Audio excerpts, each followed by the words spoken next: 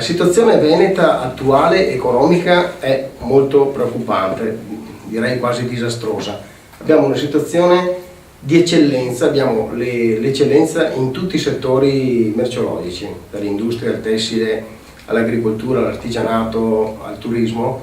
Il Veneto è sempre eccelso in tutta Italia e sul Made in Italy soprattutto. Abbiamo questa situazione paradossale che abbiamo le aziende venete in ginocchio e aziende che devono chiudere e scappare all'estero, nella vicina Carinzia o Svizzera o Slovenia.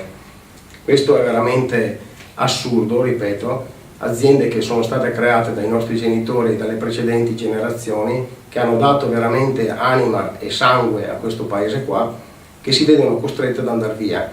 Questo non è quello che vogliamo. Il Veneto indipendente darà sicuramente soddisfazione e darà tutte le certezze per le aziende per poter lavorare tranquillamente, per avere una tassazione che sia in regola con le percentuali europee, cosa che adesso in Italia non è possibile perché le aziende non sono più competitive, in quanto si devono confrontare con un sistema incapace di garantire la sicurezza, la giustizia e le normali condizioni di lavoro per poter crescere per un'azienda.